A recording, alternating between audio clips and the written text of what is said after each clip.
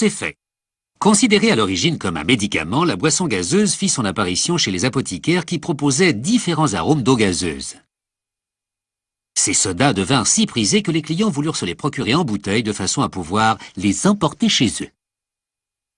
De cette demande naquit l'industrie des boissons gazeuses. Des milliards de boissons gazeuses sont consommées chaque année partout dans le monde.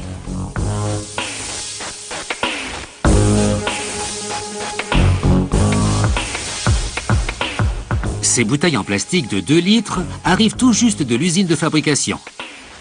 Bien qu'elles soient neuves, elles doivent d'abord être nettoyées avant d'être remplies. Cette rinceuse met les bouteilles à l'envers et les nettoie avec de l'eau préalablement purifiée sur place à l'usine.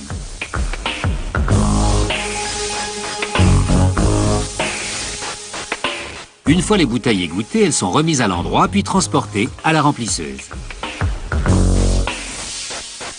Pendant ce temps, dans la salle de préparation, les techniciens concoctent la boisson de la série qui va être mise en bouteille. Chaque recette commence par de l'eau purifiée constituant 86% de la boisson. Le reste est du sirop. Chaque recette de sirop est une combinaison d'ingrédients méticuleusement dosés, des parfums et colorants artificiels et naturels, et un ou plusieurs types de sucre, tels que du glucose ou du fructose, extraits de betterave, de maïs ou de canne à sucre. Grâce à cette machine qui déverse la quantité requise de sirop dans l'eau purifiée, on obtient la boisson finale, mais sans les bulles. La boisson est maintenant transportée dans un réservoir pressurisé que l'on appelle le saturateur. On y injecte du dioxyde de carbone qui se dissout dans la boisson sous forme de bulles. La boisson gazeuse est ensuite transportée dans le réservoir de la remplisseuse.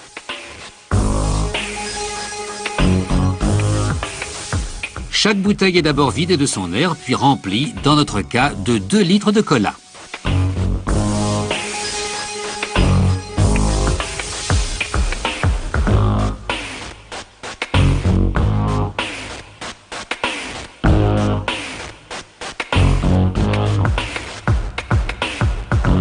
Direction l'encapsulage. Les capsules descendent le long d'une glissière propulsée par de l'air épuré. La machine visse fermement la capsule sur le goulot de façon à entrelacer les sillons et à fermer hermétiquement la bouteille.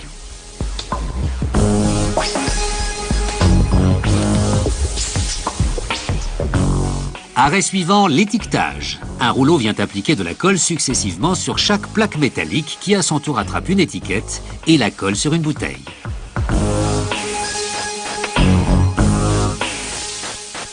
Des brosses lissent les angles pour une meilleure adhésion des étiquettes.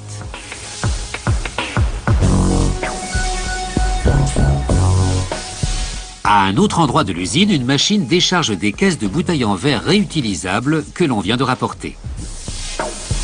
Les caisses sont envoyées vers une laveuse de caisses. Les bouteilles sales sont dirigées vers la laveuse de bouteilles où des dispositifs les alignent par rang de 16. Chaque bouteille est inclinée de façon à entrer par le goulot dans la laveuse. À l'intérieur, de puissants jets d'eau savonneuse terrassent germes et saletés. Enfin, l'eau rince la moindre trace de savon. En sortant de la laveuse, les bouteilles sont exposées à un néon de contrôle. Chaque bouteille non conforme est retirée de la série. Les bouteilles sont maintenant transportées vers la remplisseuse de tout à l'heure, mais cette fois, elle a été réglée pour remplir chaque bouteille avec 300 ml de soda à l'orange. Dans cette usine, un échantillon de chaque série produite est prélevé pour procéder à un contrôle de qualité. Les techniciens contrôlent le taux de dilution du sirop dans l'eau, le niveau de carbonisation et la fermeture hermétique. Ils analysent aussi la pureté de la boisson et de son récipient en passant l'échantillon dans un filtre papier.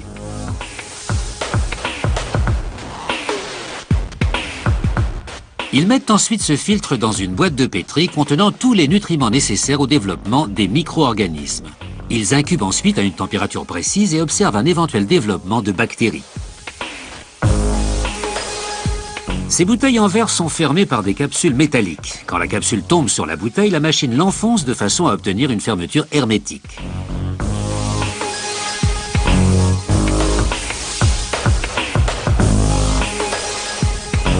La prochaine fois que vous voudrez pétiller, prenez donc une boisson gazeuse.